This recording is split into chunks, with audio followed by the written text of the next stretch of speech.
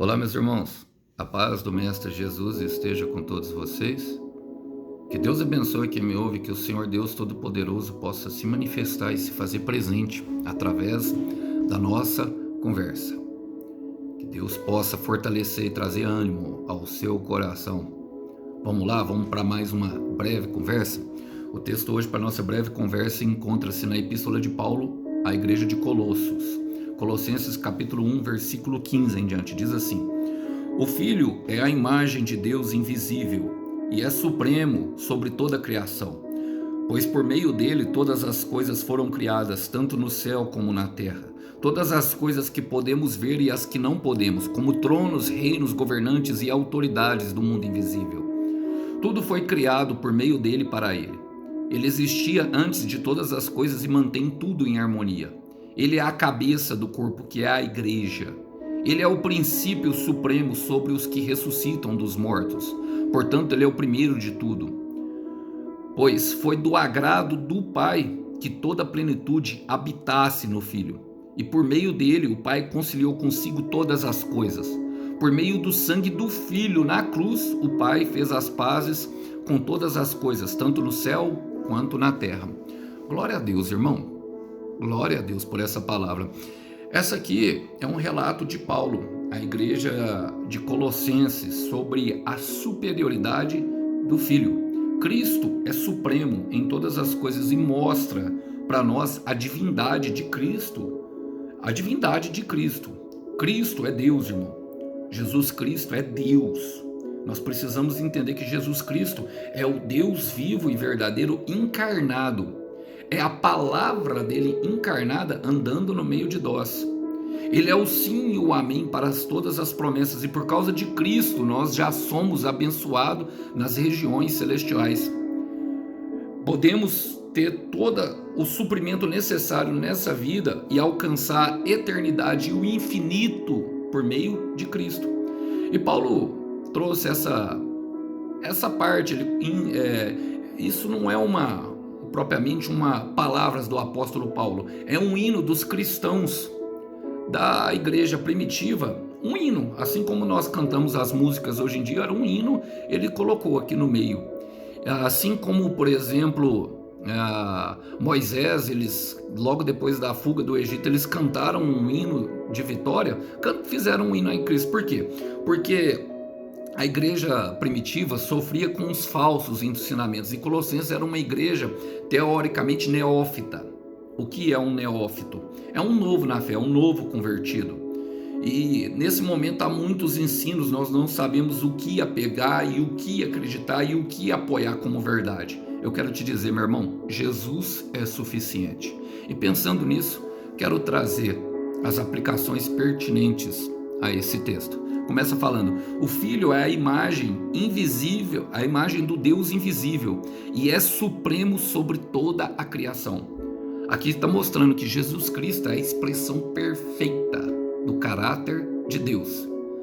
É o Deus invisível, irmão, é o Pai. Por quê? Porque Deus é Espírito, e nós não podemos olhar com o olhar humano ele, porque ele vive em uma outra realidade, uma realidade espiritual. Mas ele resolveu se fazer pequeno. Ele resolveu habitar nesse corpo pecador. Embora ele não tivesse pecado, foi concebido sem pecado de uma virgem e grávida do Espírito Santo, não por um ato sexual, mas pelo poder do Espírito Santo, para que viesse habitar entre nós. A gente precisa ter a compreensão dessas realidades. Ele é a expressão perfeita do caráter de Deus. E o que quer dizer isso, Arson? Que nós podemos nos apoiar completamente, tornando ele o nosso maior exemplo. A palavra fala em Romanos 5, versículo 3, porque o caminho de Cristo é o nosso caminho, irmão. Não há glória sem sofrimento, não há cruz, não há glória sem cruz, não há um caminho a qual nós não iremos sofrer. Nós percebemos que em Cristo nós temos justamente, irmão, a percepção de que alcançamos a redenção, alcançar a ressurreição sem padecer, não é seguir os passos de Cristo. E era justamente o que aqueles falsos mestres estavam falando ali naquele momento que não precisavam, sabe, que por meio de jejuns, e Deus era obrigado a fazer o favor através de algumas orações. Tinha alguns que adoravam anjos no meio daquela igreja. Em Romanos 5, versículo 3, Paulo fala: e também nos alegramos nos sofrimentos, pois sabemos que os sofrimentos produzem a paciência, e a paciência traz a aprovação de Deus, e a aprovação cria esperança. Essa esperança não nos deixa decepcionados, pois Deus derramou o seu amor em nosso coração por meio do Espírito Santo que Ele nos deu. Porque é só com muito amor que nós conseguimos, meu irmão, sofrer, amar os nossos inimigos, amar quem desmereceu, quem desacreditou de nós, não entrar em confronto, agir com paciência, os frutos do Espírito, domínio próprio, ter um caráter aprovado. E o caráter aprovado de Deus é o caráter de Cristo, ele é a expressão perfeita, é a superioridade. No versículo 16 ele fala: pois por meio dele todas as coisas foram criadas, tanto no céu, na terra, todas as coisas que podemos e as que não podemos, como tronos, reinos e governantes, e as autoridades do mundo invisível. Tudo foi criado por meio dele e para ele. Aqui Paulo já está elevando Cristo justamente ao governante do mundo espiritual. Por quê? Porque eles adoravam alguns anjos. Esses falsos profetas adoravam, faziam cultos a alguns anjos, irmão. E nós não cultuamos. Nós não cultuamos anjos. Para começar, nós não damos nem ordem aos anjos. Nós pedimos ao Senhor que dê ordens aos anjos ao nosso favor. Por quê, meu irmão? Todo o universo, o que ele está falando, aquilo que nós vemos e aquilo que nós não conseguimos ver com os nossos olhos carnais, porque estamos presos nessa realidade de aperfeiçoamento. Toda a criação, tudo que vê e tudo que não se vê tem origem nele. Tudo tem origem nele, irmão. Tudo, exatamente tudo. Olha o que o autor de Hebreus fala combatendo às vezes essa heresia, sabe? Eu não sei se alguém está passando por isso, mas em Hebreus capítulo 1, versículo 4 diz assim: Deus fez com que o Filho fosse superior aos anjos e lhe deu um nome que é superior ao deles. O nome de Jesus é o nome de Deus, irmão. E nós precisamos também ter essa compreensão. Olha o que ele fala em Salmo, capítulo 103, versículo 20. O salmista teve essa plena convicção de que o Senhor era Senhor até dos anjos. E aqui nós queremos trazer para o âmbito carnal essa realidade, porque ele fala: louvem o Senhor, fortes e poderosos anjos, que ouvem o que ele diz e obedecem a sua palavra. Quem é Cristo, irmão? É a palavra. Então, quem é Deus, irmão? Deus é a própria palavra dele. O Deus da palavra é a palavra. O Deus relatado nas Escrituras é o Deus das Escrituras. Irmãos, eu sei que isso é difícil de chegar à compreensão sem passar por algumas circunstâncias. E eu falo aqui, quero colocar o meu testemunho pessoal, que eu segui por outros caminhos. Eu sei que aqui tem irmãos que já seguiram pela linha do espiritismo, linha de Umbanda, Candomblé e outras religiões como o catolicismo, e até mesmo os evangélicos de hoje são um pouco místicos.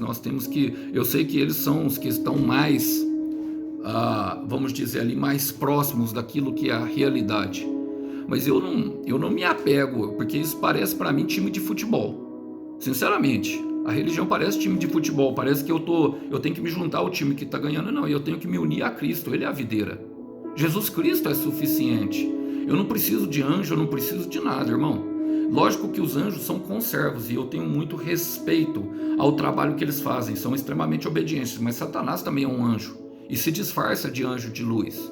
O nosso culto, a nossa reverência deve estar a Deus. Ele criou todas as coisas, a supremacia de Cristo, e Ele é a palavra, é isso que Ele está trazendo para nós.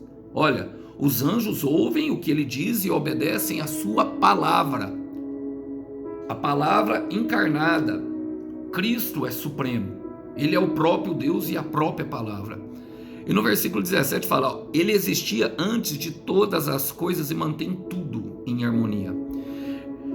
A gente precisa também chegar à compreensão. Ontem eu estava até conversando com um irmão sobre isso. Deus não existe, irmão. Eu quero repetir porque parece um pouco estranho. Deus não existe. Não existe. Por quê? Porque Ele é. Se Ele existisse, Ele seria criação. Porque todas as coisas que existem, em determinado momento, elas se manifestaram. Vou dar um exemplo bem básico nós. Todos nós, eu gosto de uma frase, justamente separei ela aqui do Weiner, da A.W. Dyer. Ele fala que nós não somos seres humanos vivendo uma experiência espiritual, somos seres espirituais vivendo uma experiência humana, uma experiência carnal. Ou seja, nós já vivíamos e éramos espíritos, e foi manifestado através de um portal aberto por meio do ato sexual do nosso pai com a nossa mãe, para que esse espírito entrasse e encarnasse. Essa é a nossa realidade. Nós não somos isso que aparentamos, embora nós sejamos corpo, alma e espírito, e devemos cuidar bem do nosso corpo, porque ele é o nosso cavalo, mas o espírito é mais importante. E quando o Paulo fala que ele existia antes de todas as coisas, e essa ideia de existência é que ele é, ou seja, ele é a origem de tudo, a força motriz. Tudo tem origem, meu irmão, em alguma coisa. Até as nossas ações se originam em nossos pensamentos. O pensamento, eles se tornam automaticamente, o pensamento eles produzem em nós, eles vêm por meio daquilo que nós vemos e daquilo que nós vimos, e produzem os nossos sentimentos. Os nossos sentimentos vão determinar o nosso comportamento. Os nossos comportamentos se tornam o nosso caráter. Vai se refletir exatamente naquilo que nós somos. Então tudo tem uma origem, tanto o pensamento bom quanto o pensamento mau. E por isso ele falou das realidades espirituais. Há uma guerra espiritual, então há algo que nós precisamos compreender sobre Cristo, que ele existia, e ele mantém tudo em harmonia. Alisson, mas o mundo parece que está de cabeça para baixo, mas ele ainda está no controle de Deus, irmão. Está no controle de Deus. Embora eu sei que possa parecer meio bagunçado, mas é uma permissão. Irmãos, eu gosto de entender que Deus deu o governo, ele deu o governo justamente ao homem, para nós vermos como nós somos incapazes, e todos nós seguimos uma linha bíblica. Por exemplo, da nação de Israel. Foram libertos da terra do Egito, nasceram de um homem, na verdade. A semente de Israel foi Abraão. Deus deu uma promessa a Abraão: será pai de multidões. E quando nós olhamos a história de Israel, desde a vinda de Abraão, nós percebemos que eles foram dominados pelo Egito, ou seja, dominados pelo mundo, foram libertos por Deus, passando pelo deserto e depois chegando à terra prometida. Mas nesse processo eles se apoiaram em alguns patriarcas, como por exemplo Moisés, o libertador. É considerada a figura do libertador e da lei.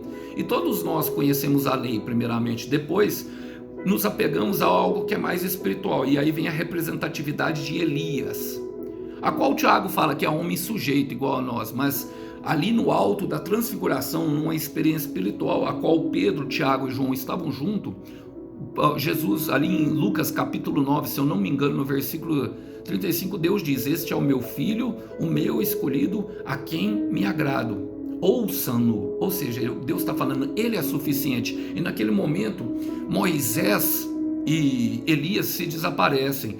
Quer dizer que nós devemos nem obedecer à lei, nem seguir as profecias? Não. Quer dizer que está tudo nele agora. Quer dizer que agora chegamos à evolução do homem espiritual, porque Paulo fala em Romanos capítulo 8, em Gálatas 5, versículo 25, se estamos no Espírito, andemos também no Espírito. E nós fomos chamados para serem espirituais. Agora, essa palavra que é espiritual, é que coloca tudo em harmonia. Em Hebreus 1, versículo 2 e 3, ele fala: mas nesses últimos tempos, ou seja, agora, ele nos falou por meio do seu Filho. Quero repetir: mas nesses últimos tempos, ele nos falou por meio do seu Filho. Foi ele quem Deus escolheu para possuir todas as coisas, e por meio dele Deus criou o universo, irmão. Por meio dele, Deus criou o universo, sendo ele o resplendor da sua glória e expressa a imagem do seu ser, e sustentando todas as coisas pela palavra do seu poder. É a palavra, irmão. Havendo ele mesmo feito a purificação dos pecados, assentou-se à direita da majestade nas alturas. De lá ele comanda. É de lá, irmão. Então a nossa rendição é total a Cristo. A nossa submissão deve ser total a Cristo. Continuando, ele fala, e aqui ele traz justamente como ele age hoje, dizendo, ele é a cabeça do corpo, que é a igreja, é a mente.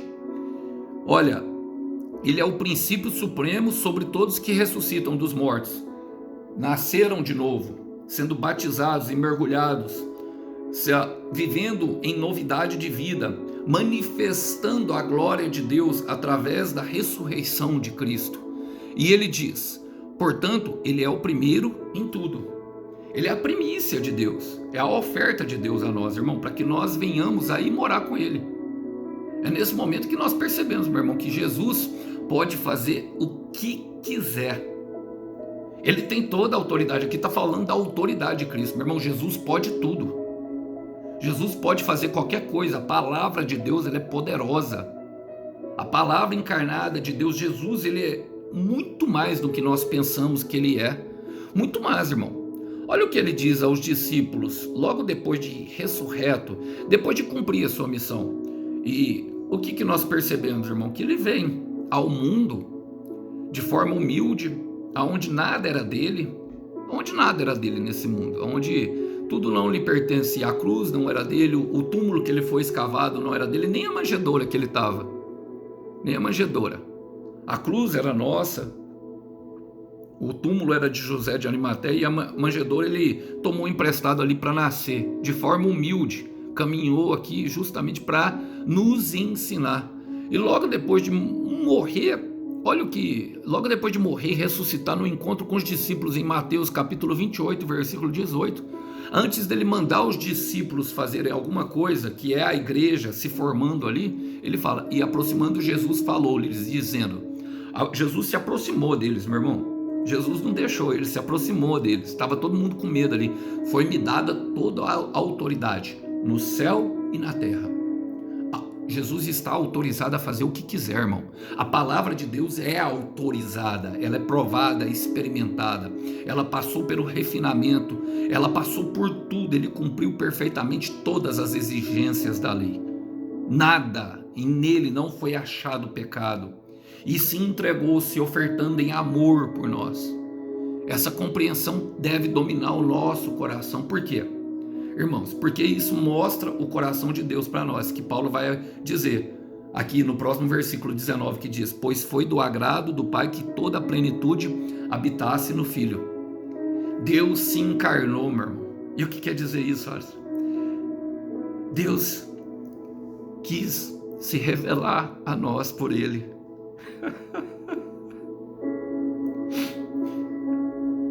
Um Deus tão grandioso e tão poderoso, meu irmão, que controla tudo que nós vemos e não vemos. Irmão, Deus pode tudo, Deus é muito mais poderoso do que nós pensamos. Irmão, Deus é muito poderoso. Deus tem muito poder. Irmãos, e eu sei que a primeira pergunta que surge na mente de todos nós é, mas por que tanto sofrimento, por que tanto mal na terra? Porque Ele deu esse mundo de presente a mim e a você. E Jesus Cristo se revelou em amor para nos ensinar como a fazer. Jesus Cristo é suficiente. A superioridade do Filho. Devemos amá-lo com toda a nossa alma, com toda a nossa forma e com todo o nosso entendimento. É das nossas paixões e do nosso desejo. Cristo é superior, meu irmão. A lei, Cristo é superior. Ele é a própria lei. Cristo é superior aos profetas. Ele é a própria profecia. Cristo é superior a todos os governos e autoridades instalados nesse mundo, que muitos dele nós vemos, inclusive, porque nós demos o governo através do mundo, através do nosso pecado a Satanás, são instituídos por um sistema que é cruel e sangrento, que não quer ver nenhum de nós vencedor. Agora, quem se une a Cristo, meu irmão, por mais que sofra, vence. É vencedor porque nós nascemos para ser férteis, nós nascemos para dar certo.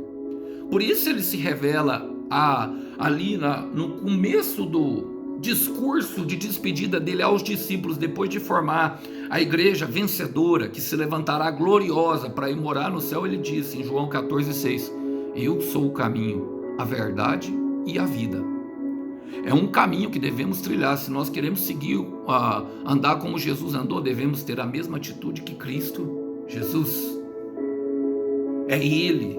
Os nossos esforços devem estar em conhecer a Ele, o Deus encarnado. Por isso Oséias fala, Oséias 4,6, que o povo perece pela falta do conhecimento de Cristo, irmão.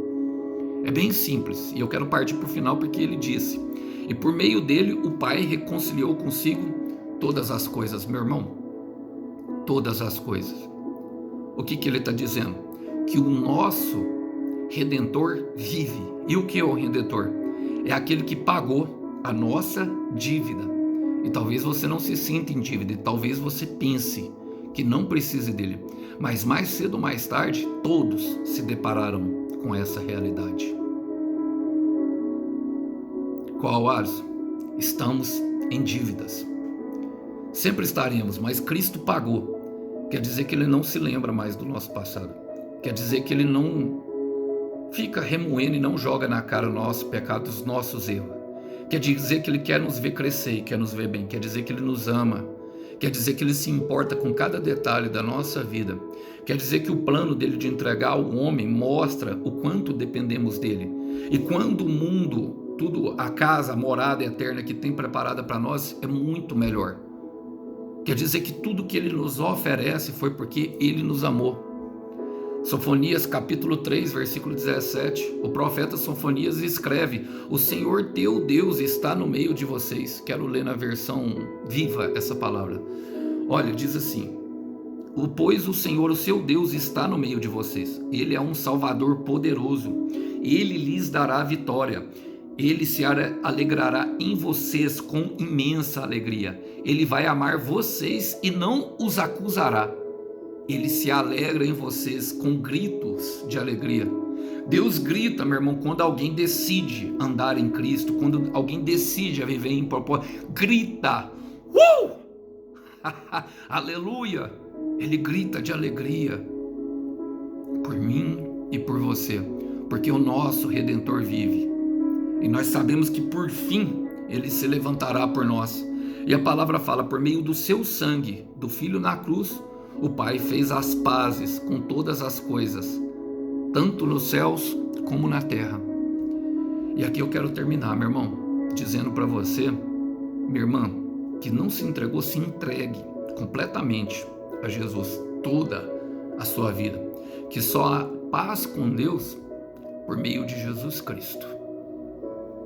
Só há paz com Deus por meio de Jesus Cristo. Quero terminar, logicamente, citando um versículo que apoia justamente essa colocação, e é uma colocação do próprio apóstolo. Em Romanos capítulo 5, versículo 1 e 2, ele diz: portanto, agora, desde que fomos declarados justos à vista de Deus, pela fé podemos ter paz com Deus, por meio de Jesus Cristo nosso Senhor. Pois devido à nossa fé, Ele nos colocou nesse lugar do mais alto privilégio, aonde agora nós nos encontramos, e nos levou a essa graça, a qual agora estamos firmes, e nos alegramos na esperança de participar da glória de Deus. Além de tudo, irmão, além de nos resgatar, pagar a nossa própria dívida, nos conduz em uma promessa que glorifica o nome dele, nos tornando participantes da família. Saiba, irmão, que a entrega não é em vão. Esse Deus poderoso que ressuscitou e que tentam apagar essa história, ressuscitou homens mortos, inclusive Ele mesmo dos mortos, foi o que te prometeu, e fiel é quem te prometeu. Continue firme, Cristo é suficiente. Que Deus abençoe os irmãos, a paz do Mestre esteja com todos. Até uma próxima. Tchau, tchau.